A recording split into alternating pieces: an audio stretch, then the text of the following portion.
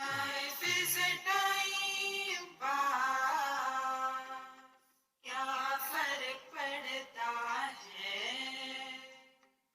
कोई दिक्कत नहीं, पता नहीं, जो थारी राय सो हमारी राय, nothing to do, nowhere to go,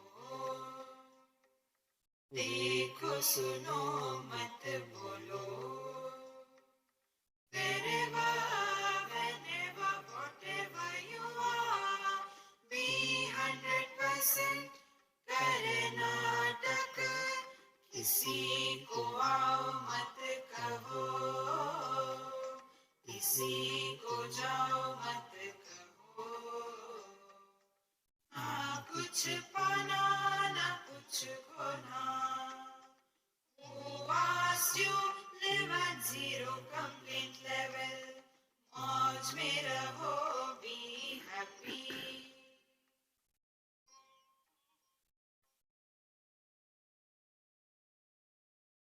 Shri Krishna Shri Krishna Shri Krishna Shri Krishna. गुरुर्ब्रह्मा गुरुर्विष्णु गुरुर्देवो महेश्वरः, गुरु साक्षात् परं ब्रह्म तस्मै श्री गुरवे नमः। तस्मै श्री गुरवे नमः। ब्रह्मन, परमात्मा और भगवान, ये तीन शब्दों का अर्थ एक ही है। वेदांत में जिसको ब्रह्मन कहते हैं, योग में उसको परमात्मा कहते हैं और भक्ति में उसको भगवान कहते हैं। और जो नाथ संप्रदाय है, संत ज्ञानेश्वर महाराज का जो नाथ संप्रदाय है, उसमें इसी तत्व को अवधूत कहते हैं। अवधूत हम नाम रख देते हैं, जैसे कई लोग अपने बच्चों का नाम रख देते हैं सोहम। ये सोहम नाम नहीं है, जैसे राम कृष्ण ये नाम है। सोहम ये मंत्र है। कभी किसी ने अपने लड़के का नाम रखा है क्या, ए ओम नमः शिवाय कम हियर? नहीं, क्योंकि सोहम यह मंत्र है यही पता नहीं, इसीलिए उसका एक नाउन बना दिया। उसी प्रकार से अवधूत नाम रख देते हैं, अवधूत। वैसे देखा जाए तो हम सभी अवधूत ही है, यदि इस अवधूत शब्द का अर्थ हमको ठीक से समझने आया था। एक है अवधूतोपनिषद, उसमें अवधूत शब्द का अर्थ आता है। जैसे होता है ना MBA, ये एब्रीविएशन हो गया ना, आजकल तो बहुत ही एब्रीविएशन हो गए। IDK मालूम है आपको? I don't know IDK। उसी प्रकार से MBA मी बेकार है, तो वैसे अवधूत इसका भी अर्थ है अक्षरत्वात् वरेण्यत्वात् धूत संसार बंधनात् तत्वमस्यादि लक्षार्थात् अवधूत इतिरियते। तो अवधूत ये चार शब्दों के चार अर्थ है। तो अ शब्द का अर्थ बताते हैं अक्षरत्वात्, जिसमें कोई परिवर्तन नहीं आता, क्षरण नहीं होता। जैसे 15वें अध्याय में भगवान कहते हैं क्षरश्चाक्षर एव च क्षर सर्वाणि भूतानि कूटस्थोक्षर उच्यते। तो अक्षरत्वात् माने जिसमें क्षरण, जिसमें नाश, काल का प्रभाव इत्यादि नहीं होता, उसको कहते हैं अ। अच्छा, ये दूसरा है वो है, ये शब्द आता है गायत्री मंत्र में, तत्सवितुर्वरेण्यम। वरेण्यम मीन्स वर्णीयम। वर्णीयम मीन्स जिसको जीवन में स्वीकार करना चाहिए। इसीलिए आप लोगों की जब वो इनविटेशन कार्ड छपते हैं ना, उसमें लिखा होता है ना, वधु और वर। वर माने वर्णीय, वधु माने वध करने वाली। ओ, वर्णीयम। वर्णीय माने जीवन में प्राप्त करने योग्य ऐसी जो वस्तु है वो है अवधूत। अवधू, धूत संसार बंधनात्, संसार के जो बंधन है जिसमें धुल गए हैं, इनका कोई प्रभाव नहीं। कितनी बड़ी महत्व की बात है। द्वैत में रहते हुए अद्वैत की हानि नहीं होना, यह जिसकी स्वरूप स्थिति है उसको कहते हैं अवधूत। जैसे आकाश सभी विषयों को, वस्तुओं को आधार देता है, किसी का तिरस्कार नहीं करता, किसी में कोई चेंज के द्वारा प्रभावित नहीं होता, इसी प्रकार से धूत संसार बंधनात्, ऐसा जो तत्व है उसको अवधूत कहते हैं। अवधूत, तकार का अर्थ है तत्वमस्यादि लक्षार्थात। तत्वमसी इस महावाक्य का जो लक्षार्थ है, यह लक्षार्थ है अपना स्वरूप। तत्वम असि, तत्तनोति इति तत्। देखो, तत्व ये शब्द बड़ा साइंटिफिक है और बड़ा सुंदर है। तत्व माने परमात्मा नेस, जैसे गुडनेस होता है, लेजीनेस होता है। हाँ, ये शब्द जल्दी समझ में आया। तो तत्व माने जिसमें परमात्मा संपूर्ण रूप से प्रकट हो रहा है, उसको तत्व कहते हैं। तो तत्व की परिपूर्ण अभिव्यक्ति क्या होगी? सत्यम ज्ञानम अनंतम ब्रह्म यो वेद निहितम गुहायाम परमे व्योमन्न सोष्णुते सर्वान् कामान् सह ब्रह्मणा विपश्चितेति। तो यह परमात्मा की परिपूर्ण अभिव्यक्ति क्या होगी? सर्वान् कामान् सह अश्नुते, उसके जीवन की सभी कामनाएं हमेशा के लिए शांत हो गई, living at zero desire level. ये चार बातें, ये चार बातों को मिला करके जो होता है वो है अवधूत। और ये अवधूत ही है ब्रह्म, अवधूत ही है परमात्मा, अवधूत ही है भगवान, और अवधूत ही है हम सब। सवाल ये है कि इसको हमने अपने आप को पहचाना नहीं।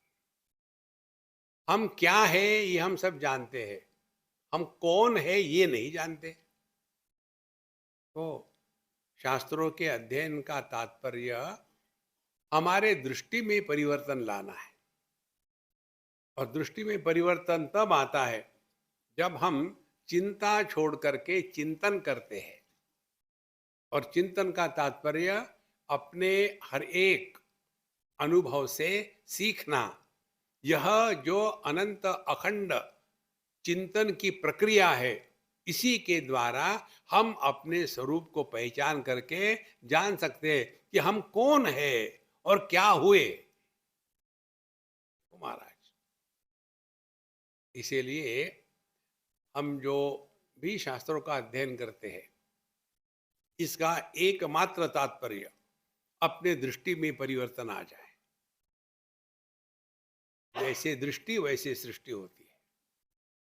लेकिन हमारा ध्यान होता है दुनिया में, दुनिया को सुधारने का प्रयत्न करेंगे, दुनिया ऐसी ही थी ऐसी ही रहेगी। और ऐसा धीरे धीरे व्यक्ति जब अपने अनुभव से सीखना शुरू कर देता है, तब उसके जीवन में भगवान का अनुग्रह होता है। अब भगवान के अनुग्रह का भी अर्थ भिन्न लोगों के लिए भिन्न है। जिसको रोग है उसके लिए भगवान का अनुग्रह क्या होगा? ठीक से दवाई समय पर मिल गई, भगवान की कृपा से दवाई मिल गई। किसी को स्कूल में कॉलेज में एडमिशन नहीं मिल रही थी, लेकिन मिल गई, भगवान की दया से मिल गई, भगवान की कृपा हो गई।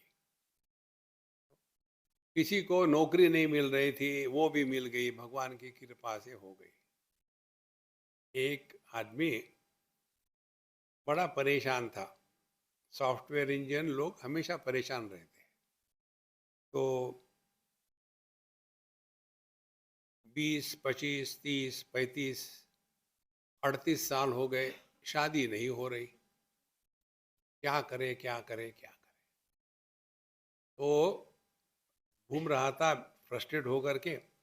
वहाँ रास्ते पे किनारे पर एक आदमी वो पक्षी रखते रखते हैं और उसमें उनका लक निकालते हैं, क्या है तुम्हारे नसीब में।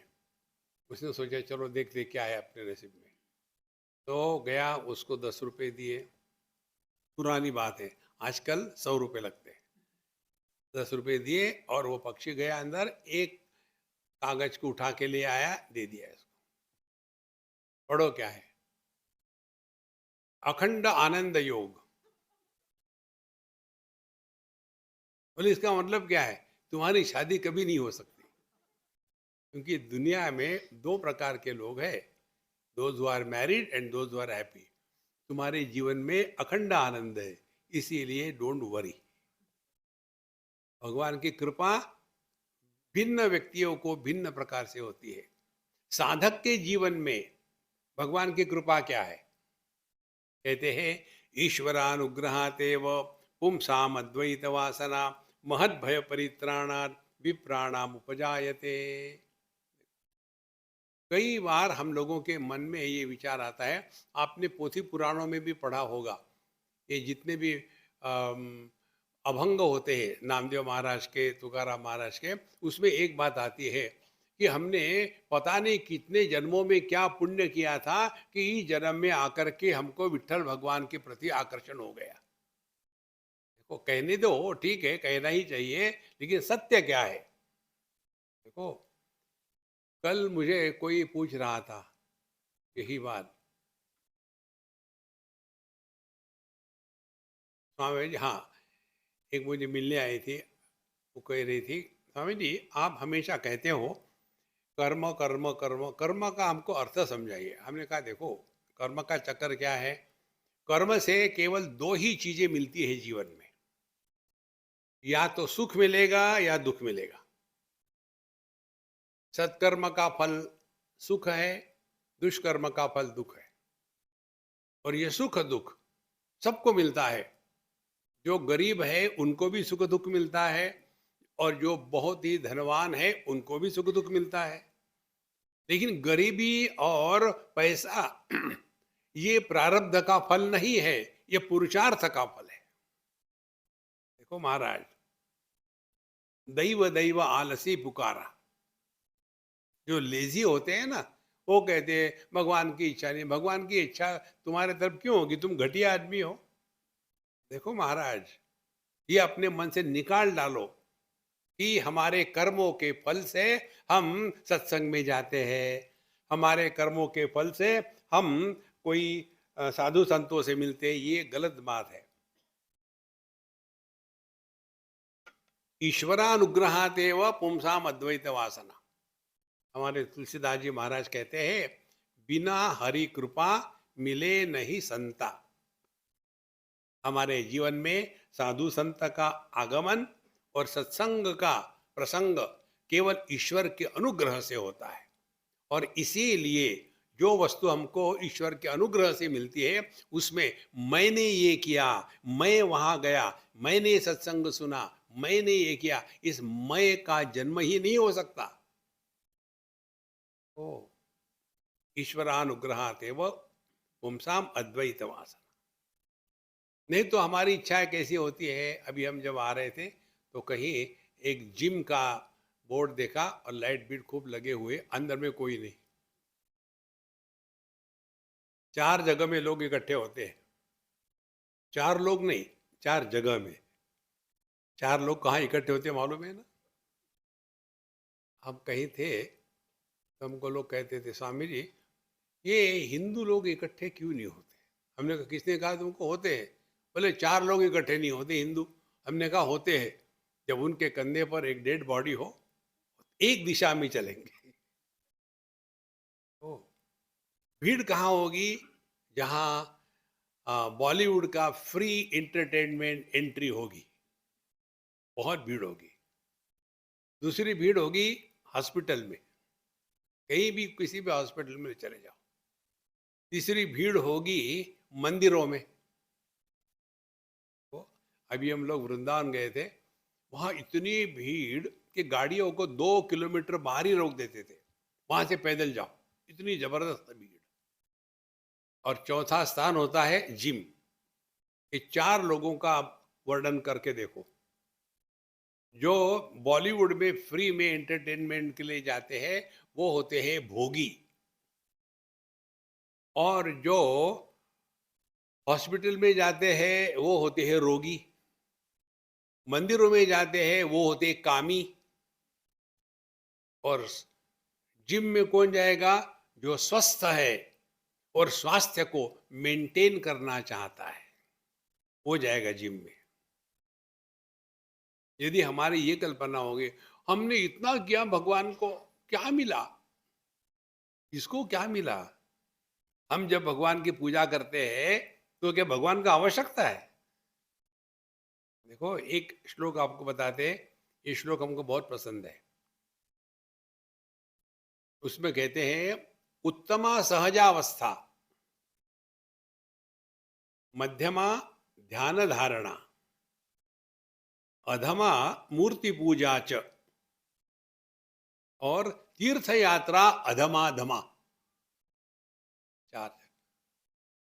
उत्तमा सहजावस्था, अपने आप में सहज रहो न। हमको जगत के सामने कुछ भी सिद्ध नहीं करना। ध्यान से सुनना, अवधूत शब्द का अर्थ हम ढूंढ रहे हैं।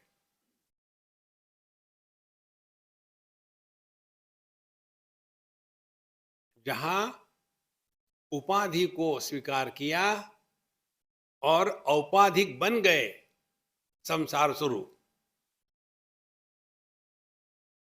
जहां उपाधि में रहते हुए उपाधि के द्वारा प्रभावित नहीं हुए, संत का जन्म हो गया। जहां उपाधि में रहे, उपाधि से कोई मतलब ही नहीं, दुनिया गई भाड़ में, अवधूत पैदा हो गए।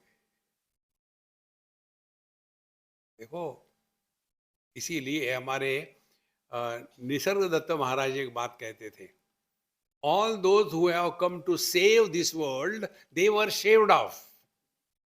दुनिया को कोई सुधार नहीं सकता आज तक, ऐसी ही थी, ऐसी ही रहेगी। इसीलिए ईश्वरानुग्रहात एव पुंसाम अद्वैत वासना, इसीलिए अध्यात्म में जो जीते हैं उनका पहला लक्षण कामना पूर्ति, यह विषय नहीं है। और दूसरा, अध्यात्म का अभिमान नहीं हो सकता। ज्ञान मान जहू एक हो नाई। देखो, ज्ञान क्या है?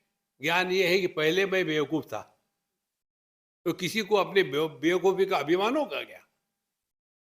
देखो संतो, इसीलिए हमारे जीवन में यदि यह अध्यात्म के, सत्संग के, साधु संत के प्रसंग आते हैं तो समझ लेना अब भगवान की कृपा हम पर हो रही है। और जो वस्तु भगवान की कृपा से मिलती है उसको लेकर के अभिमान नहीं हो सकता। ईश्वरानुग्रहादेव पुंसाम अद्वैत वासना। अब अद्वैत वासना क्या है? अद्वैत वासना माने द्वैत से मुक्ति।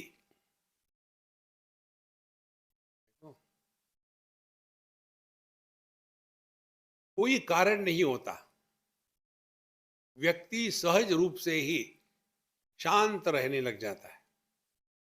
और ऐसा जो शांत अंतःकरण होता है, जिसमें वृत्तियों का तूफान नहीं होता है, वहां भिन्न ज्ञान होता है। और वो ज्ञान क्या है? हमारे हर एक अनुभूति से हम सीखना प्रारंभ करते हैं। कल हमको मिलने के लिए एक सज्जन आए थे, बम्बई की बात है। पहली बार आए हमारे यहाँ। हमारे बड़े पुराने दोस्त थे, पति पत्नी दोनों आए थे दिवाली का कुछ फ्रूट्स देने के लिए। तो हमने उनको चाय पानी पिलाया, बोले नहीं हम चाय तो नहीं पीते, "आप पानी पियो।" बोले हाँ हमने पानी कईयों को पिलाया, आपको भी पिला देते हैं। फिर उन्होंने कहा स्वामी जी आप यहाँ दिन भर अकेले रहते हैं। मैंने बोला क्या करूँ अब, शादी करूँ क्या? बोले नहीं, आप दिन भर यहाँ क्या करते? तो वहाँ मेरे सामने एक गिलास रखा था पानी का, उनको दिया था, मेरा भी था। हमने कहा मैं जब ग्लास को देखता हूँ तो मेरा चिंतन शुरू हो जाता है। क्या? ये ग्लास, अब इस ग्लास में कुछ भी नहीं है, खाली गिलास है। इसको जब मैं हटाता हूँ यहाँ से वहाँ, तो इसके अंदर का जो आकाश है, क्या वो आकाश हिलता है क्या? ये मेरा चिंतन चलता है। फिर इसी गिलास में पानी डाल दिया और फिर इस ग्लास को हिला रहे हैं। तो ग्लास के हिलने से अंदर का पानी हिलता है क्या? हाँ जी। अब इस पर मेरा दिमाग फिक्स हो जाता है, का क्या कारण है? आकाश तो नहीं हिलता, पानी रखो तो वो हिलता है। करो चिंतन। हम क्या कहेंगे, है फालतू विचार नहीं आते, चलो पानी पी लेते। दरिद्री है ना, भोगी। चिंतन करो संतो, चिंतन करो, तब पता चलेगा पानी गिलास के अंदर है, गिलास आकाश के अंदर है।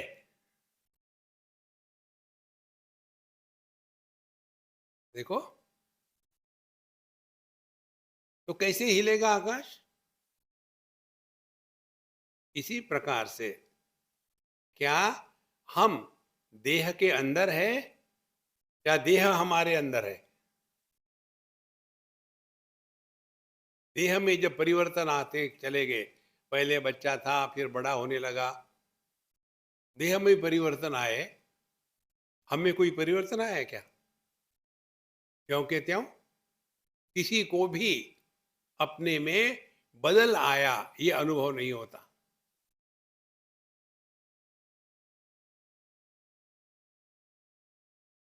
तो जब दृष्टि हमारी आकाश पर जाएगी तो ये प्रश्न का हल हो जाएगा कि जब गिलास को हिलाते हैं तो आकाश नहीं हिलता, लेकिन गिलास में पानी है उसको हिलाते हैं तो पानी यहाँ से वहाँ जाता है, कारण पानी गिलास के अंदर है लेकिन गिलास आकाश के अंदर है। इसी प्रकार से देह आकाश में है। कौन सा आकाश है? चिदाकाश। तो ये देह मुझ में है, मैं देह में नहीं हूं। फिर शुरू हो जाता है चिंतन। जब हमारा देह के साथ तादाद में नहीं होता, स्वप्न सुषुप्ति में, तब क्या हमारा अभाव होता है?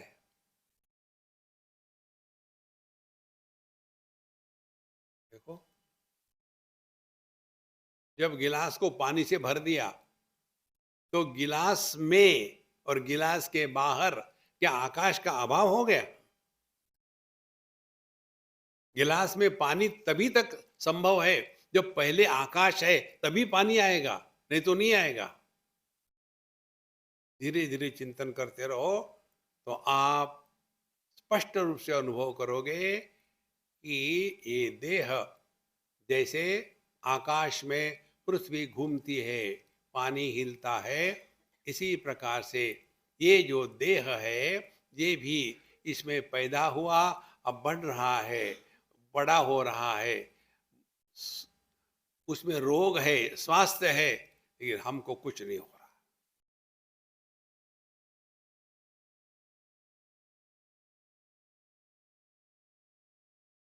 आत्मौपम्येन सर्वत्र समम पश्यति अर्जुन सुखम वा यदि वा दुखम स योगी परमो मतः। हम जगत को वही देखते हैं जो हमने अपने आप को देखा है। जब तक हम अपने आत्म स्वरूप को पहचानेंगे नहीं, तब तक के कुरुते गंगा सागर गमनम, व्रत परिपालनमथवा दानम ज्ञान विहीन सर्वमतेन भजति न मुक्तिम जन्म शतेन भज गोविंदम भज गोविंदम। देखो महाराज, तो ईश्वरानुग्रहादेव, इसीलिए ईश्वर का अनुग्रह हम पर हो गया और हम वेदांत के चिंतन में लग गए। तो इसके लक्षण क्या हो गए? लक्षण हो गए, हमने अपनी सभी विशेषताओं का त्याग करके निर्विशेष सत्ता में प्रवेश किया है। कोई विशेषता नहीं। देखो, स्त्री पुरुष जवान बूढ़ा, पढ़ा लिखा ज्यादा ही पढ़ा लिखा, कुछ भी नहीं, केवल होना मात्र।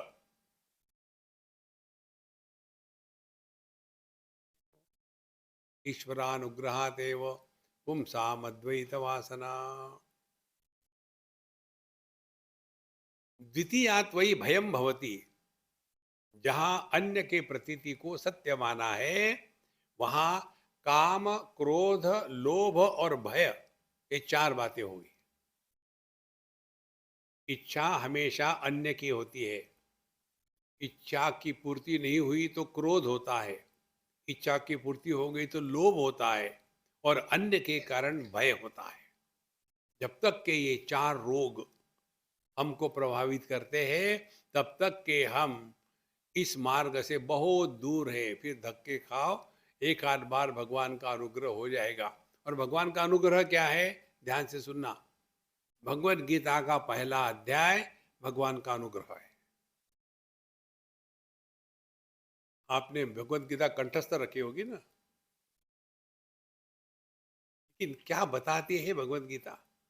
पहला अध्याय, विषाद योगो नाम। जीवन में कष्ट परेशानी दुख आना, ये भगवान का अनुग्रह है। और इसीलिए भगवान स्पेशली डिजाइन करते हैं परेशानी हमारे लिए। और वो परेशानी डिपेंडिंग अपॉन द पेशेंट। किसी को थोड़ी भी सर्दी हो गई तो वो प्रभु का नाम लेने लग जाता है, किसी को गैंग्रीन होता है तब भी कुछ नहीं करता वो। देखो, इसीलिए महाराज, जीवन में आने वाले किसी भी प्रसंग के कारण यदि हमारे जीवन की धारा बहिर्मुखता से हट करके अंतर्मुखी हो जाती है, उसी को राधा कहते हैं, तब समझ लेना भगवान का अनुग्रह हो गया। ईश्वरानुग्रहातेव पुंसाम अद्वैत वासना। वेदैश्च सर्वै अहमेव वेद्यः। सभी शास्त्रों का तात्पर्य अपने मैं को पहचानना है। बाकी आपको जानो ना जानो कुछ फर्क नहीं पड़ता। कितनी सरल बात है। हमको मालूम है क्या पृथ्वी का वजन कितना है? नहीं मालूम यार, कोई डजंट मैटर। आपको मालूम है क्या कि ये जो मेट्रो की लाइन कब पूरी होगी? पता नहीं है, क्या फर्क पड़ता है? इसलिए अपना महामंत्र है ना, क्या फर्क पड़ता है? फर्क पड़ता है केवल अपने आप को जानते हैं या नहीं जानते। इसीलिए ईश्वरानुग्रहात् एव, तो ईश्वर का अनुग्रह क्या समझ लेना? जिस घटना के कारण हमारी जीवन प्रणाली बहिर्मुखता से हट करके अंतर्मुखी हो गई, वह घटना भगवान का अनुग्रह है। तो ये वही दर्द दिल है जो भगवान को पाता है। भगवान भला करे उनका जो दिल दुखाता है। ईश्वरानुग्रहादेव पुंसामद्वैत वासना। जो वाल्मीकि महर्षि के जीवन की कथा आती है, जब उन्होंने नारद जी को पकड़ा, नारद जी ने कहा ठीक है तुम जो करना है करो, लेकिन तुमको ये जो पाप मिल रहा है, देखो तुम्हारे घर वाले पाप के सहभागी होगे क्या? बोले क्यों नहीं होगे, पूछ के तो आओ। जब पूछ के आया तब पता चलेगा। बोले नहीं, हमको खाना खिलाना तुम्हारी ड्यूटी है, तुम्हारा पाप तुम भोगो, हम क्यों भोगेंगे? तब उनकी आंखें खुल जाती है और एक ऑर्डिनरी व्यक्ति से एक संत का जन्म होता है। वो है ईश्वर का अनुग्रह। इसीलिए अपने जीवन में कोई ऐसी समस्या आती है ना, समझ लेना भगवान का अनुग्रह है। अब बहुत हो गया है बहिर्मुखता से जीना, अब अंतर्मुखी हो करके डिप्रेशन में मत जाना। क्या हो गया यार, जब से वेदांत सुना है किसी में मन ही नहीं लगता, फिर तुम डिप्रेशन में चले गए हो। तो ईश्वरानुग्रहात् एव पुंसाम अद्वैत वासना, आगे कहते हैं महद भय परित्राणात्। इससे क्या होगा? महद भय, भयानक भय कौन सा है? सबसे बड़ा भय। भय की तीन चार प्रकार की बातें आती है शास्त्रों में। एक आती है शरीर को लेकर के भय, दो प्रकार का होता है। एक तो बुढ़ापा और दूसरा मृत्यु, जरा मृत्यु। प्राण को लेकर के भय होता है अशना पिपासे, खाना पीना। हम वहाँ जा रहे, खाने को मिलेगा क्या? जैसे हम जब जाते हैं ना, चाइना जाते हैं, जापान जाते हैं, एक ही प्रश्न जो भी मिलती है, स्वामी जी आप चाइना में क्या खाते हैं?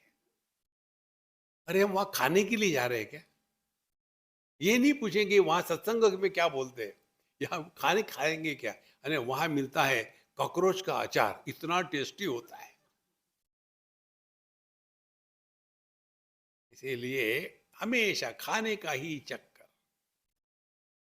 तो ये हो गया खाना पीना। ये अ, दूसरा भय। और तीसरा मन को लेकर के शोक मोह। ये छह प्रकार की उर्मियां जो है, इसी को कहते हैं महद भय। भयानक चीज यही है, इसी को लेकर के हम चलते हैं पूरा जीवन। महद भय परित्राणात्, इनसे जो मुक्त करता है, किसके लिए है? विप्राणाम उपजायते। विप्र किसको कहते हैं? देखो, जन्मना जायते शूद्रः, संस्कारात् द्विज उच्यते, वेदाभ्यासी भवेद विप्रः, ब्रह्म जानाति ब्राह्मणा। ब्राह्मण क्षत्रिय वैश्य शूद्र ये वर्ण है, ये जाति नहीं है। ये हमारे पॉलिटिशियन लोगों की देन है, शुरू हो गई महात्मा गांधी से। ओ, एक आपने देखी होगी मूवी गांधी, जो अंग्रेजों ने बनाई थी। तो उसमें एक प्रसंग मैंने कहीं देखा था। उसमें गांधी जी और गोडसे जी दोनों का वार्तालाप। तो गांधी ने जब हरिजन कहा, उस समय गोडसे ने उनको कहा था कि आप ये मत करो, इसके द्वारा आप अपने सोसाइटी को डिवाइड कर रहे हो। Divide and rule is the policy of the Britishers, वही आप कर रहे हो। इसीलिए ये शब्द ही मत कॉइन करो, क्योंकि हरिजन शब्द महात्मा गांधी के पहले भगवान के भक्तों को कहते ये हरिजन है। अब वही शब्द कहो तो मन में भिन्न विचार आते हैं। क्यों? कि उस शब्द को कलुषित कर दिया है इस भेद के कारण। तो इसीलिए ब्राह्मण क्षत्रिय वैश्य शूद्र, इसको वर्ण कहते हैं। वर्णनात् वर्ण, जिसका वर्णन किया जाता है। भगवान कहते हैं चतुर्थ अध्याय में, चातुर्वर्ण्यम मया सृष्टम गुण कर्म विभागशः, तस्य कर्तारम अपि माम विद्धि अकर्तारम अव्ययम। इसीलिए यह जो चार वर्ण है, क्या है? जन्मना जायते शूद्रः, शूद्र वो है वो हर चीज के लिए रोता है। बच्चे को भूख लगती तो रोता है, सुसु लगी तो रोता है, कहीं मच्छर ने काटा है तो रोता है। उसको एक ही चीज मालूम है, रोना, बाकी कुछ नहीं। जन्मना जायते शूद्रा। इसीलिए जितने गवर्नमेंट सर्वेंट है वो शूद्र है, रोते ही रहते हैं।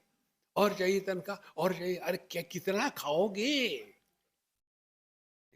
जन्मना जायते शूद्रा, संस्कारात् द्विज उच्यते।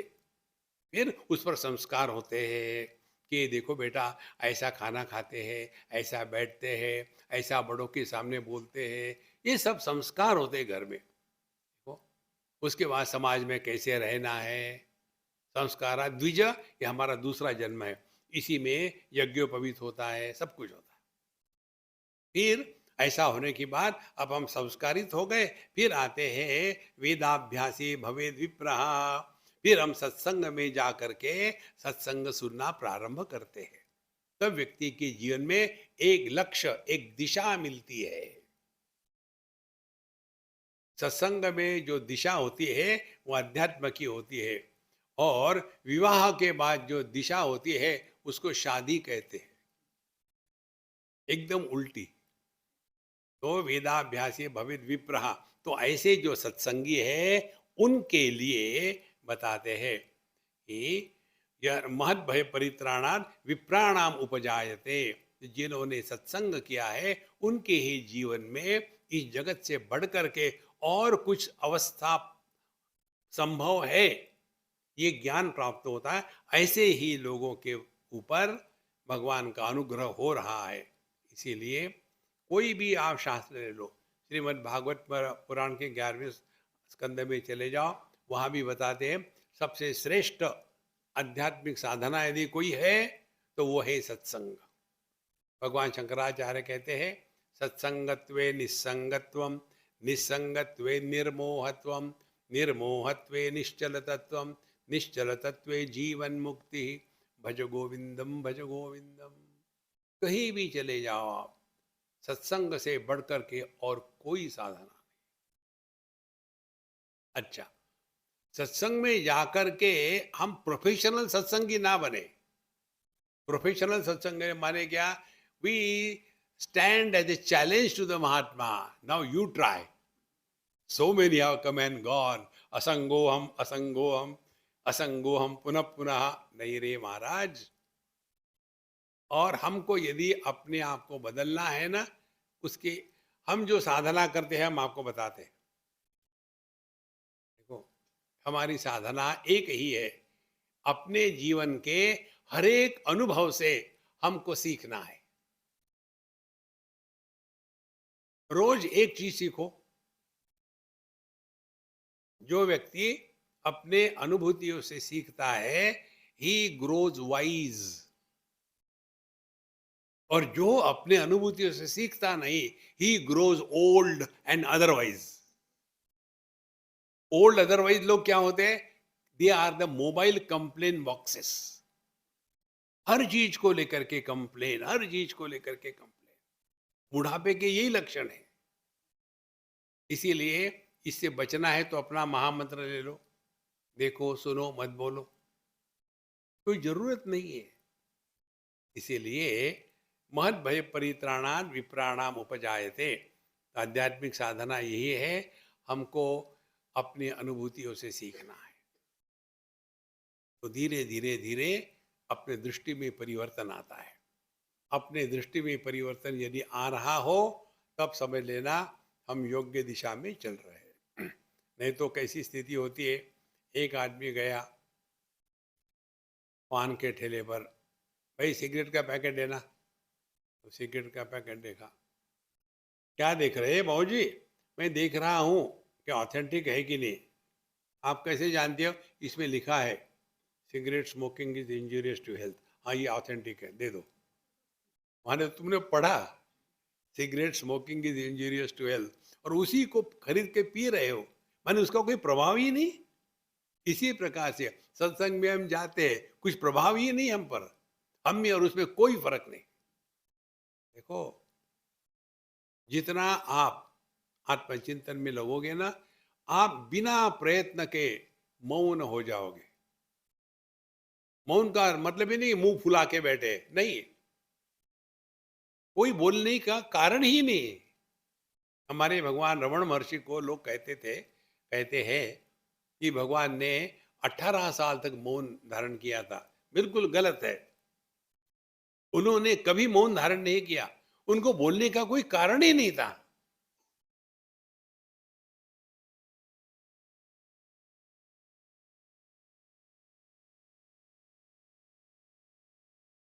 ये जो आपका अनुभव है ना,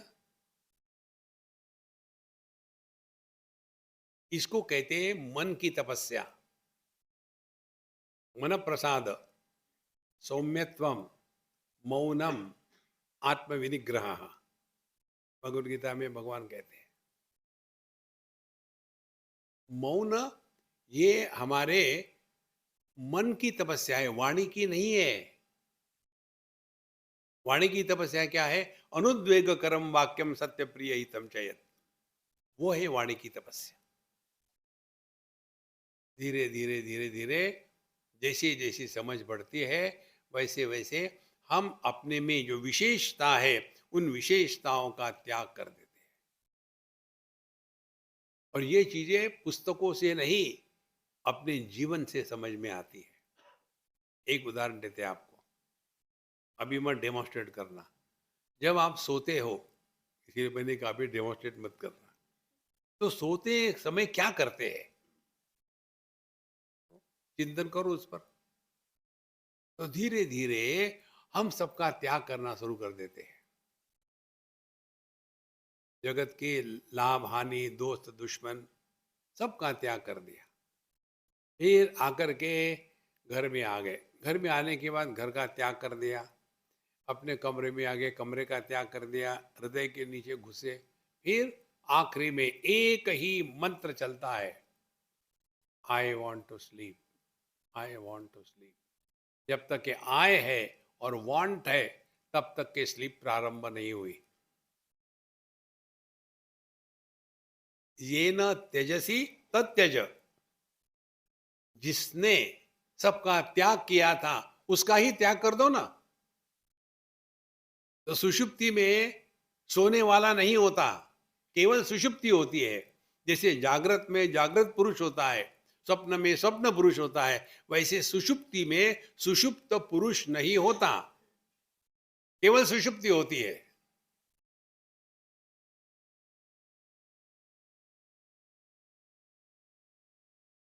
तो नींद के लिए क्या साधना करते हैं हम? त्यागे नैके अमृतत्व मानसो।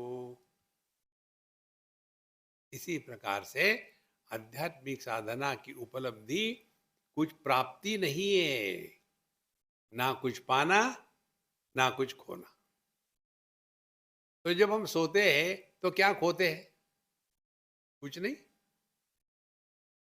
धीरे धीरे ये सूक्ष्म चिंतन जब बना रहता है ना, तब आप जगत में हल्के फुल्के रहोगे, गंभीरानंद बन करके नहीं रहना है। अब यह जो तत्व है, ये नेदम पूरितम सर्वम आत्मना एव आत्मनि निराकारम कथम वंदे यभिन्नम शिवम व्ययम। ये न इदम सर्वम पूरितम, जिसके द्वारा इदम, अब इदम शब्द का अर्थ व्याकरण में कहो तो यह होता है कि इदम ब्लूटूथ, इदम टैब, इदम माइक स्टैंड, ये वेदांत में इदम माने जिसको हम अनात्म भाव से ग्रहण करते हैं, उसको इदम कहते हैं। इदम शरीरम कौन्तेय क्षेत्रमित्य विधीयते एतद्यो वेत्ति तम प्राहु क्षेत्रज्ञेति तद्विदः। तो इदम माने जिसको जिसको हम अनात्म भाव से ग्रहण करते हैं, उसको इदम कहते हैं। तो ये न इदम सर्वम पूरितम, जिसके द्वारा जिसको जिसको हमने अनात्म भाव से स्वीकार किया है, असल में वह आपका ही स्वरूप है। देखो, किसी भी वस्तु की उपलब्धि हमेशा भावात्मक होती है। कुछ भी ले लो, ब्लूटूथ है, टैब है, माइक है, लाइट है, अंधकार है, पुरुष है, स्त्री है, भीड़ है, गर्मी है, ठंडक है, तूफान है, शांति है, अभाव है। देखो, ना सतो विद्यते भावः ना भावो विद्यते सता। जो है उसका कभी अभाव नहीं हो सकता, जो नहीं है उसका भाव कभी नहीं हो सकता। कितनी सिंपल बात है। तो इदम सर्वम, जो भी कुछ हम जगत में देखते हैं वो परमात्मा ही है। यही पहला मंत्र का पहला शब्द है हमारे उपनिषद का, ओम ईशावास्यम इदम सर्वम यत्किंच जगत्याम जगत तेन त्यक्तेन भुंजीथा माँ गृदक कस्य स्विद्धनम। See? ईशावास्यम इदम सर्वम, जिसको जिसको हम अनात्म भाव से ग्रहण करते हैं वो असल में परमात्मा ही है। माने क्या, अब दृष्टि में परिवर्तन आ गया। देखो कैसा परिवर्तन आता है, उसका प्रभाव क्या होता है। अब हम जहां भी जाते हैं ना तो फोटो निकालते हैं, ग्रुप फोटो। तो हमने अपने कैमरे से निकाला फोटो, स्वामी जी आपके कैमरे से बड़ा अच्छा फोटोग्राफ होता है, लाइए, अच्छा ले लो, कर ले। और फिर हमने कहा हम डिलीट करेंगे, नहीं नहीं नहीं डिलीट मत करना, हमको देखने हैं। अब वो देखना क्या चाहते हैं, अपना तोबड़ा कैसा है। स्वामी जी मेरी आंखें बंद है इसमें, अभी भी जिंदा हो। कारण क्या है, उस एक आकृति के प्रति अपना प्रेम है, जिसको हम अपना या मैं के रूप में स्वीकार करते हैं, उसके प्रति प्रेम करना नहीं पड़ता, प्रेम होता है। साधु संत किसी से प्रेम नहीं करते, उनके हृदय में सबके प्रति प्रेम होता है, इसीलिए वो प्रेम में गिरते नहीं। लड़का लड़की प्रेम में गिरते हैं, वो have fallen in love. What is the net effect of that fall? Marriage, result suffering, because you have fallen in love. Rise in love, don't fall.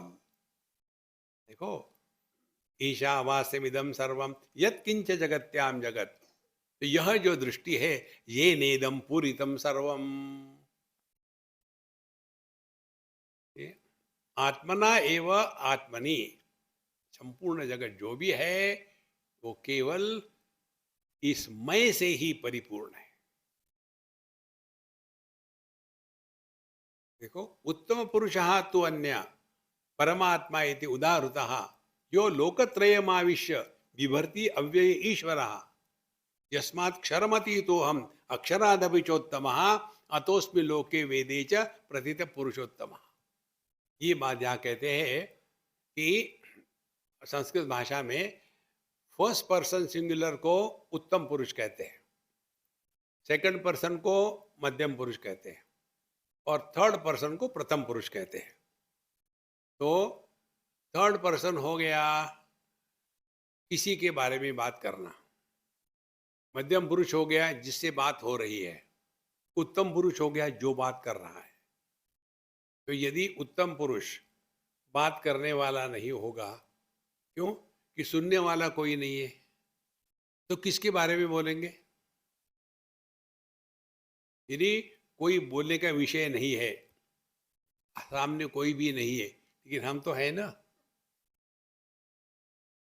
तो जो उत्तम पुरुष है यह निर्विशेष निरपेक्ष सत्ता है। वेदैश्च सर्वै अहमेव वेद्यः, यह निर्विशेष निर्विशेष और निरपेक्ष सत्ता जो है वो अपना स्वरूप है। इसको कहते ये नेदम पूरितम सर्वम आत्मना एव आत्मनि। देखो, यदि मैं नहीं तो मेरे पिता नहीं, मैं नहीं तो मेरी पत्नी नहीं, मैं नहीं तो मेरे पुत्र नहीं। लेकिन पिता नहीं है तब भी मैं हूं, पत्नी नहीं है तब भी मैं हूं, पुत्र नहीं है तब भी मैं हूं। अपना होना उपाधि निरपेक्ष है। बचपन की उपाधि चली गई, क्या फर्क पड़ा? जवानी की उपाधि चली गई, क्या फर्क पड़ा? मध्यम वय की उपाधि चली गई, क्या फर्क पड़ा? बूढ़ा, स्वामी जी यहीं रुक जाओ। अरे महाराज, आप चाहो या ना चाहो, तो जब हमने 3 बार उपाधियों का त्याग कर दिया तो कुछ हुआ नहीं, तो हमको तो अभी एक्सपर्ट होना चाहिए ना उपाधि का त्याग करने के लिए। लेकिन ऐसे फंसे रहते इसी में। ये नेदम पूरितम सर्वम आत्मना एव आत्मनि, कौन है वह? निराकारम।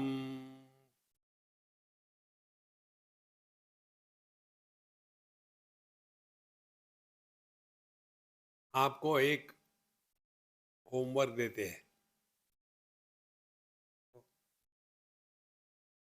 ये टिश्यू पेपर है, इसको समझो हमने ये हमारे ब्लूटूथ पर रख दिया। अब हम ढूंढ रहे हैं, कहाँ गया कहाँ गया कहाँ गया, पता नहीं कोई आके ले गया क्या, मैंने यही तो रखा था। तो कहीं गया क्या वो, ढक गया है। जैसे हमने ढक्कन खोला तो वो मिल गया, तो क्या वो निर्माण हुआ?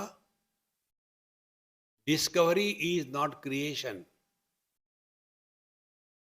discovery reveals which was earlier covered by something। ये स्थूल उदाहरण तो समझ में आ जाता है, अब आपको सूक्ष्म उदाहरण देते हैं। तो आकाश, स्पेस, दिखता है क्या? नहीं दिखता। आकाश किसके द्वारा ढक जाता है? उस ढक्कन को खोलो, निकालो उस ढक्कन को। जैसे हमने टिश्यू पेपर को निकाला तो ब्लूटूथ माउस मिल गया, इसी प्रकार से ये आकाश जिसके द्वारा ढका है, उस ढक्कन को हटाओ, तब आपको आकाश का दर्शन होगा। यही बात करके निराकारम, आकार रहित वस्तु को कैसे ग्रहण करेंगे?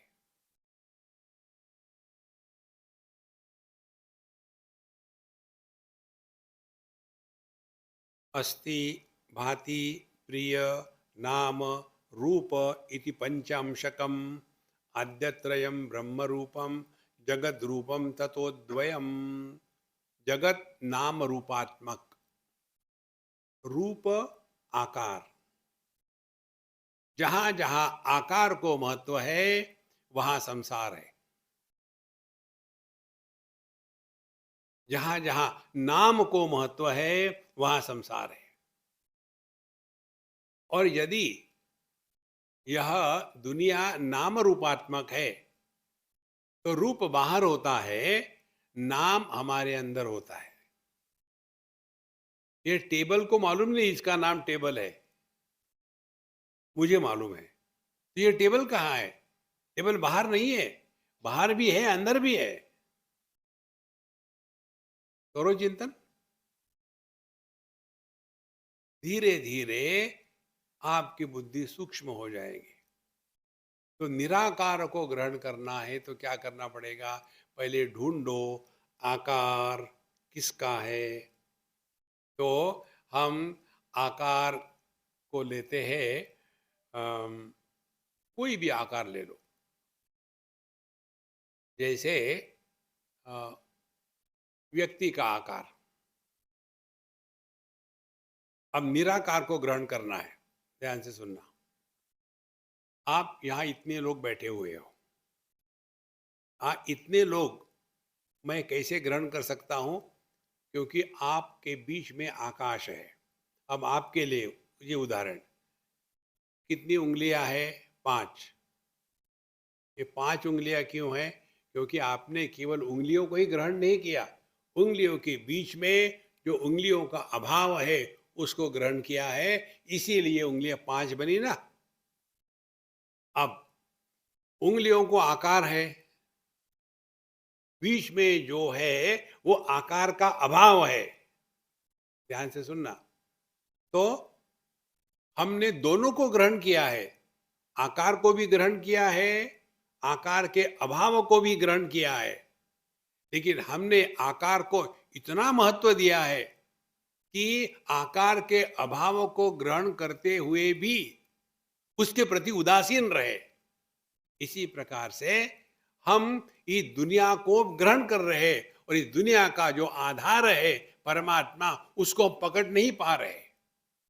बिना आकाश के आकार नहीं हो सकता, इसी प्रकार से बिना अहम के इदम नहीं हो सकता।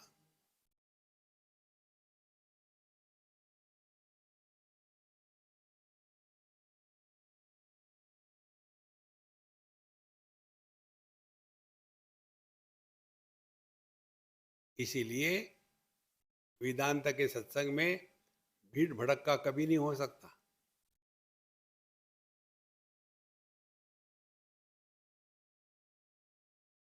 यह शब्दों के परे है।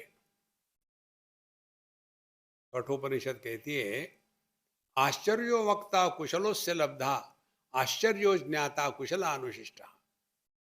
ये बड़ा आश्चर्य ही है कि कहते हैं कि क्या है परमात्मा, यतो वाचो निवर्तन्ते अप्राप्य मनसा सह, जो वाणी मन का विषय नहीं है वो परमात्मा है। और महात्मा जी क्या बोल रहे, वाणी मन से उसी के बारे में बोल रहे, आश्चर्य। और न तत्र चक्षुर्गच्छति न वाग गच्छति न मनः न विद्मः, वहां कोई भी ज्ञान के इंद्रिय काम नहीं करते, फिर भी ये विद्यार्थी उसको समझ लेता है। दूसरा आश्चर्य, आश्चर्यवत पश्यति कश्चिदेनम, गीता के दूसरे अध्याय में भी भगवान इसी श्लोक को कहते हैं। इसीलिए निराकारम कथम वंदे, यह जो अपना स्वरूप है निराकार, यह अवधूत है, इसको मैं कैसे नमस्कार करूं।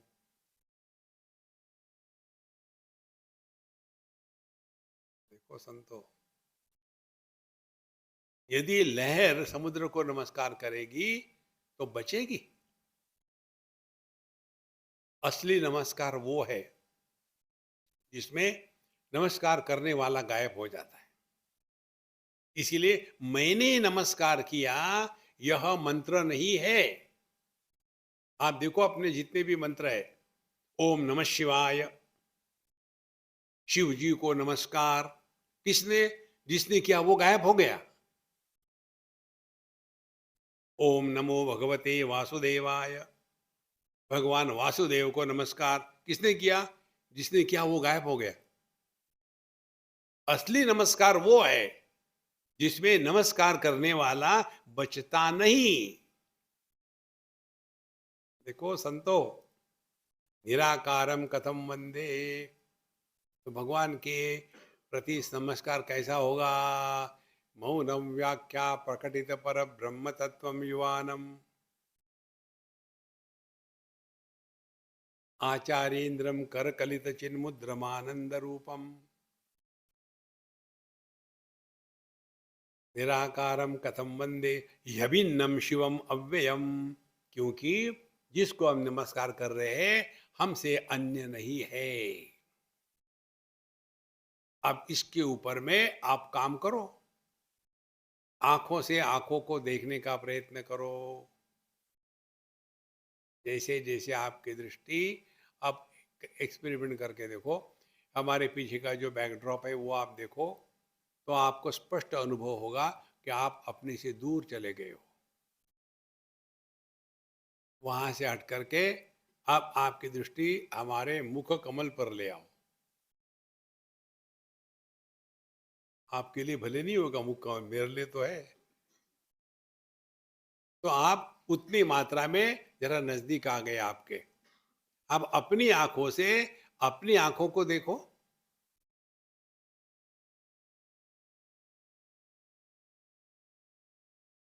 इसका अर्थ क्या हो गया, वह ज्ञान जहां ज्ञाता और ज्ञेय यह भेद समाप्त हो जाता है, वो अपना स्वरूप है।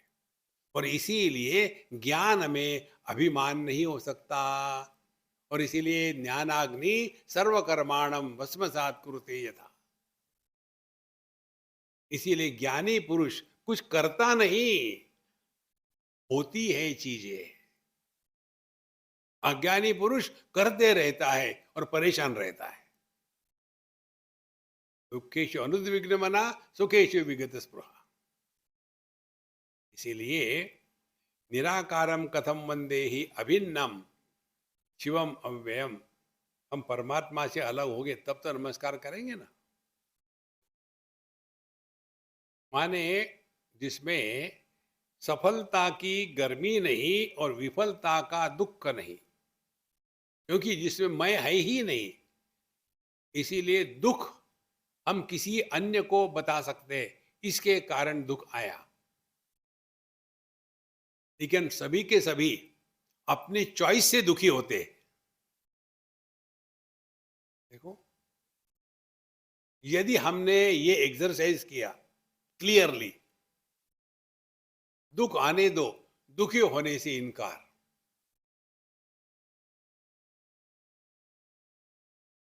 सत्संग जाएंगे लेकिन सत से एक होने से इनकार। क्या करोगे? बाबा जी बोलता रहेगा, बोलता रहेगा। देखो, चॉइस इज अवर्स। दुख का कारण अन्य को बता सकते हैं, लेकिन हम सभी के सभी दुखी अपने चॉइस से होते हैं। क्या साधु संतों के जीवन में दुख नहीं आते क्या?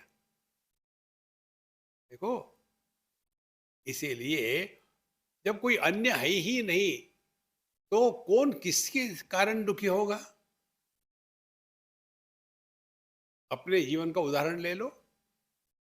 यदि अपने ही जिह्वा को अपने ही दांतों ने काट लिया कभी कभी खाना खाते समय, तो क्या जिह्वा कहेगी दांतों को किसी को डेंटिस्ट के पास जाना है, अब उखाड़ के फेंक देंगे? नहीं।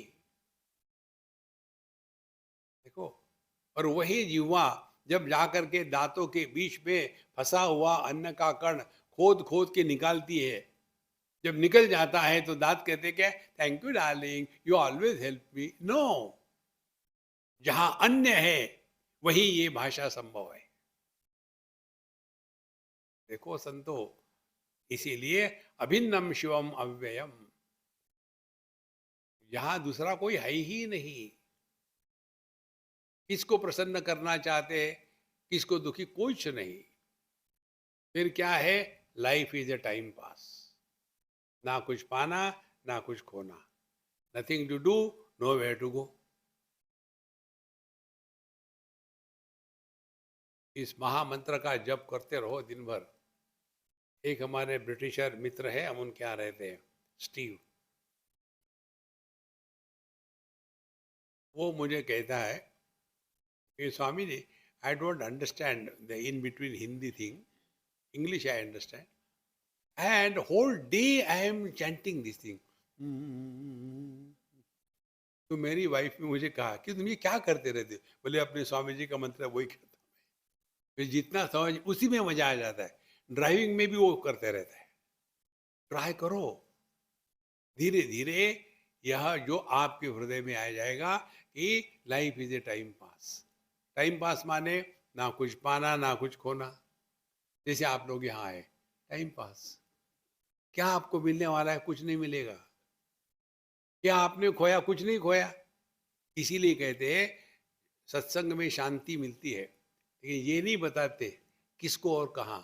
आप लोग यहाँ आ गए ना, आपके घर में घर वालों को शांति है, चलो जाओ ना। जब घर में रहते सबको परेशान करके छोड़ते हैं। बच्चे बढ़िया सो रहे हैं, ये बुढ़ाओ लोग, उठो जल्दी जल्दी। अरे यार सोने दो ना। ये जलते हैं क्योंकि इनको तो नींद आती नहीं। दूसरे को नींद देख करते हुए, ये देखो इसको तो नींद आ रही, मुझे नहीं आ रही। देखो महाराज, अध्यात्म में कुछ पाना नहीं, खोना नहीं, केवल हमारा जो आनंद स्वरूप है उसको प्रकट होने देना।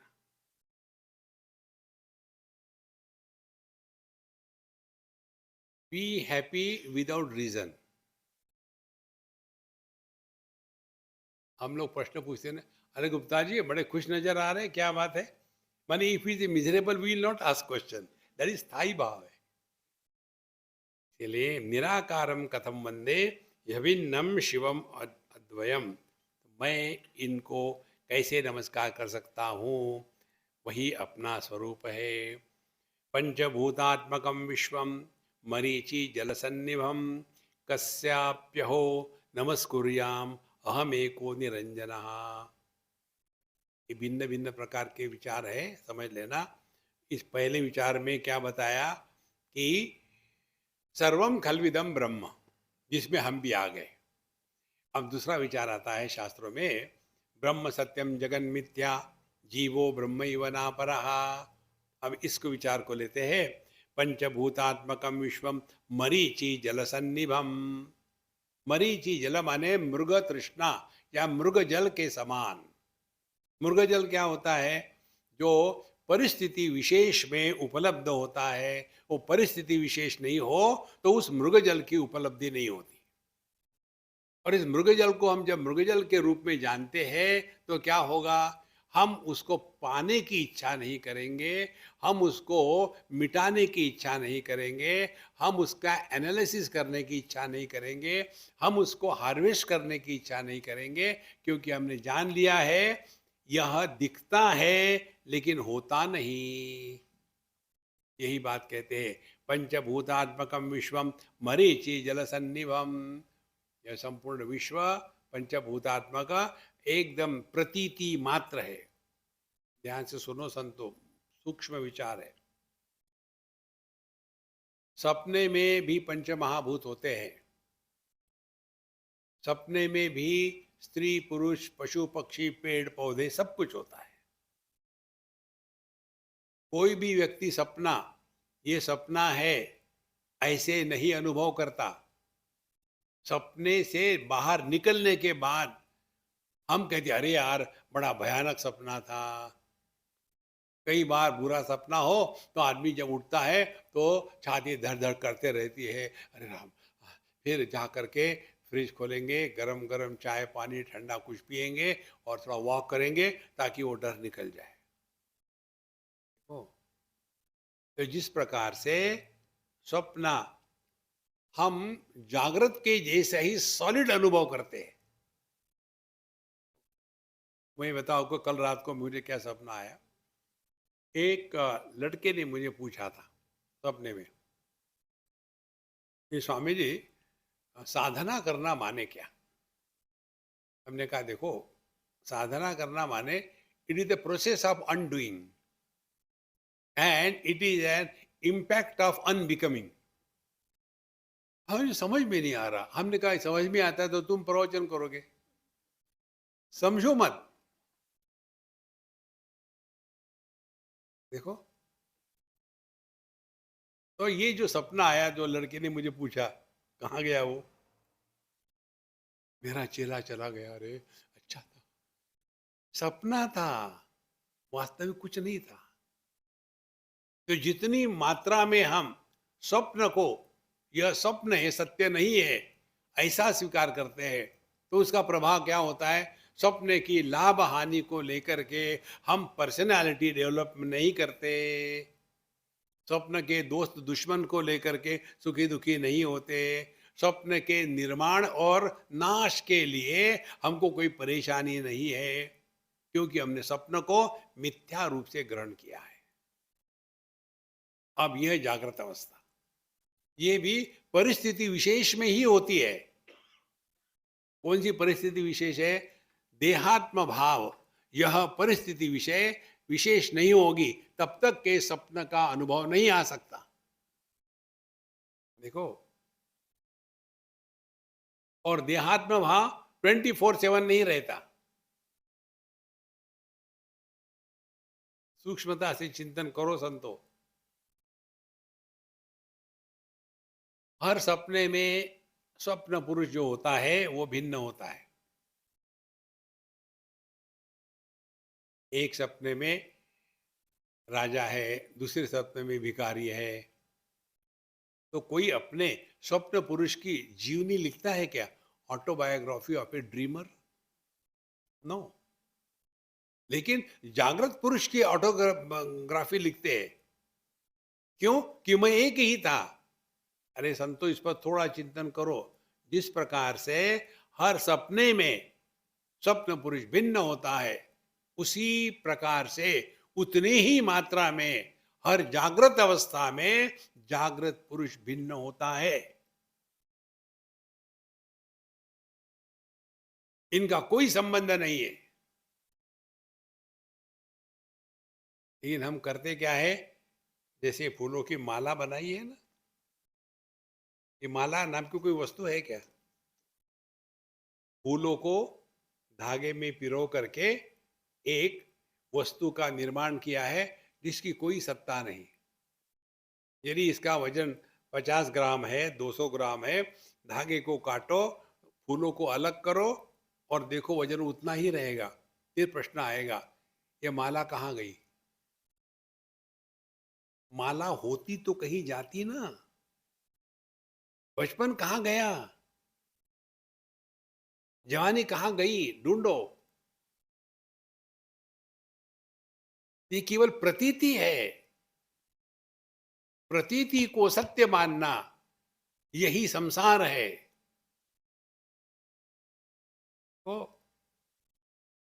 तो ज्यादा फूल हो गए तो लंबी माला, कम फूल हो गए तो कम माला। गणेश जी के जो हार देते हैं ना, डिलीवर करते हैं एवरीडे घर में, उसमें 3 फूल होते हैं, सत्व रजस तमस, 3 फूल। और यदि एक ही फूल हो तो एक फूल की माला बनती है क्या? अब इसको लगाओ अपने जीवन में। wherever you are, whenever you are, whatever you are, be 100%। केवल आज के तारीख में जियो। जाने कहाँ गए वो दिन। Who asked you? एक महामंत्र है ना, हु आस्क्ड यू। केवल आज के तारीख में रहो। धीरे धीरे साधना करनी नहीं पड़ेगी, होती रहेगी, होती रहेगी। देखो, ये जगत सत्य मानते हैं ना, इसीलिए सब सारी चीजें करते रहते। समझ लो संतो, जब कहते हैं नाम रूप मिथ्या है, यही जगत है, लेकिन पूरा जीवन उसी में लगा रहता है। कोई व्यक्ति पानी पानी पानी पानी कहते आ रहे, तो क्या उसकी प्यास बुझेगी? पानी पीना पड़ेगा तब प्यास बुझेगी। देखो, इसी प्रकार बाहर से खूब मंत्र करते रहो, लेकिन वो मंत्र का अर्थ जब तक के हृदय में उतरेगा नहीं ना, तब तक के आपके जीवन में परिपूर्णता नहीं आएगी। ये मैकेनिकली हो जाता है। जैसे कई लोग मंत्र करते, करने भी चाहिए, केवल मैकेनिकली हरे राम राम राम हरे हरे कृष्ण हरे राम राम हरे हरे हरे कृष्ण कृष्ण।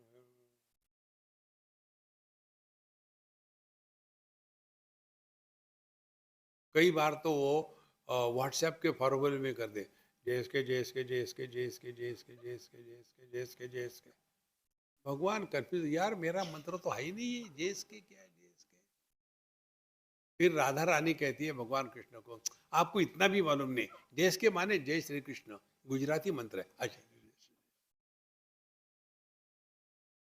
उससे कुछ नहीं होने वाला है। देखो, इतना यदि समझ लो आप, life is a time pass. Time pass माने क्या? ना कुछ पाना ना कुछ खोना। जब कुछ पाना खोना नहीं है तो लाइफ किसी लिए जी रहे? क्योंकि मर नहीं रहे इसलिए। Live lightly in the light of wisdom. तो ऐसा है कि जैसे पूरे, कैन यू इमेजिन हरक्यूलस पृथ्वी अपने सर पर रख करके स्माइल कर रहा है। इसीलिए पंचभूतात्मकम विश्वम मरीचि जल सन्निभम। दुनिया को लेकर के ज्यादा सीरियस होने की कोई आवश्यकता नहीं। जो होते हैं उनको होने दो। आपको याद रखना है आपके जीवन का लक्ष्य क्या है। देखो, all those who have come to save this world, they were shaved off. The world is as it is. You can't improve this world.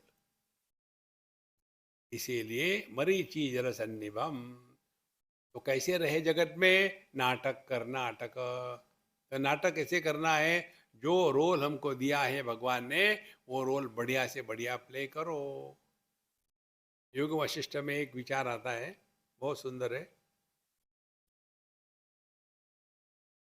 जिस प्रकार से हम सपना देखते हैं, तो सपने में पंच महाभौतिक सृष्टि होती है, लोग होते हैं, अच्छे बुरे, पेड़ पौधे, सब कुछ होता है।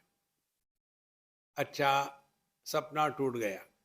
टूटने के बाद हम कभी सपने में जो अच्छे बुरे लोग थे कहाँ गए, इसके बारे में चिंतन करेंगे क्या? नहीं यार, सपना था, फॉरगेट अबाउट इट। इसी प्रकार से हम सब लोग ब्रह्मा जी के सपने में है।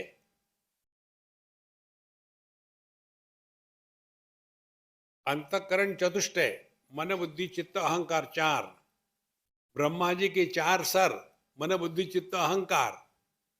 सपना मन में होता है। ब्रह्मा जी ये समष्टि मन है। समष्टि मन में जो सपना है, उस सपने के कैरेक्टर हम लोग हैं। जैसे हमारी नींद जब टूट जाती है तो सपना गायब। इसी प्रकार से ब्रह्मा जी जब जग जाते हैं तो महाप्रलय, हम लोग कहाँ गए? कहीं नहीं गए, कहीं थे ही नहीं, कहाँ जाएंगे? चिंतन करो। तो जैसे हम नाटक करते हैं, तो जो जो हमको रोल दिया है बढ़िया से बढ़िया करो। इसीलिए सभी शास्त्रों का निचोड़ केवल एक शब्द में है। या तो कहो रामलीला, या तो कहो कृष्ण लीला। अपनी सत्संग लीला चल रही है, मानो सुन रहे हैं। देखो, लेकिन क्योंकि ये लीला है, इसीलिए हमको भी मालूम है कि हमको भी बोलना ही है, नहीं तो खाना कौन देगा? पापी पेट के लिए सब करना पड़ता है। पंचभूतात्मकम विश्वम मनीषी जलसन्निभम कस्याप्यहो नमस्कुर्याम। अब मैं किसको नमस्कार करूं? दर्पण में अपना प्रतिबिंब देख करके अब नमस्कार हो रहे क्या? महात्मा जी धन्य है आप। कस्याप्यः नमस्कुर्याम। जब एक पक्षी या कुत्ता, कुत्ता नहीं डॉगी, ये कुत्ता शब्द जो है ना वो मनुष्य के लिए रिजर्व किया है।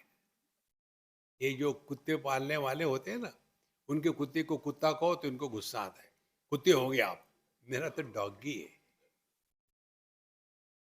प्रश्न का कोई अंत होता है क्या?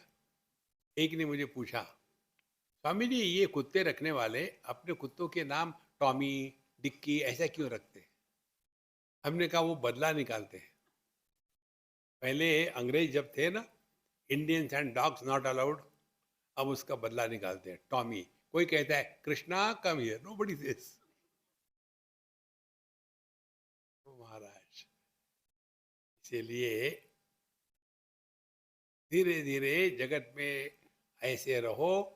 कस्याप्य हम नमस्कुर्याम, किसको नमस्कार करो? सब जगह कुछ है ही नहीं। तो जब एक कुत्ता या पक्षी दर्पण में देखता है, दर्पण के प्रतिबिंब को सत्य मान करके सुखी दुखी होता है।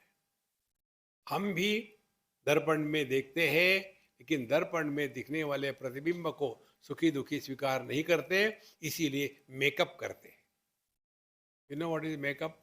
To cover the breakup is makeup. आप ध्यान से सुनना, बहुत सूक्ष्म चिंतन है। जिस प्रकार दर्पण के सामने आकर के प्रतिबिंब होगा या नहीं होगा ये चॉइस नहीं है, होगा ही। अब चॉइस क्या है? चॉइस है क्या आप इसको सत्य स्वीकार करते हो कि मिथ्या स्वीकार करते हो, ये चॉइस है। इसी प्रकार से ध्यान से सुनना, इसी प्रकार से देहात्म भाव होगा ही। अब चॉइस आपका है, क्या आप देहात्म भाव को सत्य स्वीकार करते हो या नहीं?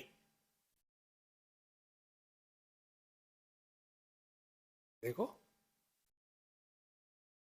ये है अवधूत गीता। और आप देखेंगे जितना भी हम बोलते हैं ना जगत में, केवल अपने देह के संदर्भ से ही बोलते हैं। विचार करने के लिए एक संदर्भ की आवश्यकता होती है। यदि संदर्भ नहीं हो तो आप बोल नहीं सकते। देखो, हम कहीं थे, स्वामी जी आप कुछ बोलिए। मैंने किस पर बोलूं? कुछ किस पर भी बोलिए। मैंने ठीक है, मैं चुप होता हूँ। विचार करने के लिए संदर्भ चाहिए। हमारे विचारों का संदर्भ देहात्म भाव है। मेरा घर, मेरा देश, मेरी पत्नी, मेरे बच्चे, मेरा रोग, मेरी प्रॉपर्टी। सुषुप्ति में ये सब गायब, वहां देहात्म भाव नहीं है, लेकिन हम जरूर है। जो सबके अभावों को भी भाव देता है, सपोर्ट करता है, वो अपना स्वरूप है। इसीलिए कस्याप्य हो नमस्कुर्या, मैं किसको नमस्कार करूं? अपने आप को। क्योंकि अहम एको निरंजनः। पानी जब पानी में डाला जाता है तो क्या एक पानी ने दूसरे पानी को नमस्कार किया है? धीरे धीरे यह जो मैं है ये गल जाएगा, जैसे बर्फ का टुकड़ा पानी में गल जाता है। पानी और बर्फ एक ही है। आकार युक्त पानी को बर्फ कहते हैं और आकारहीन बर्फ को पानी कहते हैं। अनात्म भाव युक्त ज्ञान को मन कहते हैं, अनात्म भाव रहित ज्ञान को चैतन्य कहते हैं। जिस ज्ञान में अनात्म भाव का प्राधान्य नहीं है वह चैतन्य है।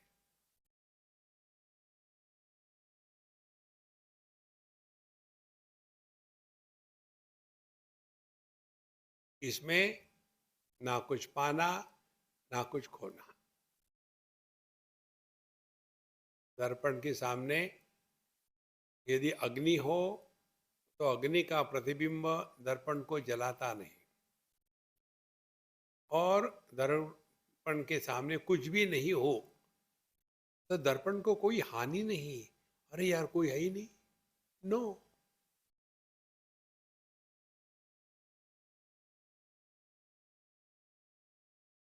पंचभूतात्मकं विश्वं मरीचि जलसन्निभं कस्याप्यहो नमस्कुर्याम् अहमेको निरंजनः। एकमेवाद्वितीय, इसमें अन्य का अंजन गंदगी नहीं है। इसी में निष्ठावान होकर के जगत में नाटक करना है। कैसे? कर्नाटक। धीरे धीरे यह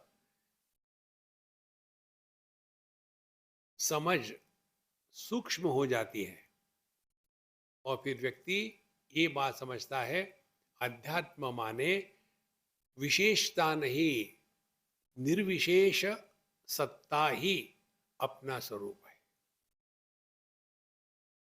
जहाँ विशेषता गायब हो गई वहाँ सुख दुख गायब हो गया, वहाँ लाभ हानि गायब हो गई, वहाँ अपना पराया गायब हो गया। जिसका कभी अभाव नहीं हो सकता वो अपना स्वरूप प्रकट हो जाता है। ओम पूर्णमदः पूर्णमिदं पूर्णात् पूर्णमुदच्यते पूर्णस्य पूर्णमादाय पूर्णमेवावशिष्यते। ओम शांति शांति शांति। हरि ओम। श्री गुरुभ्यो नमः। हरि ओम।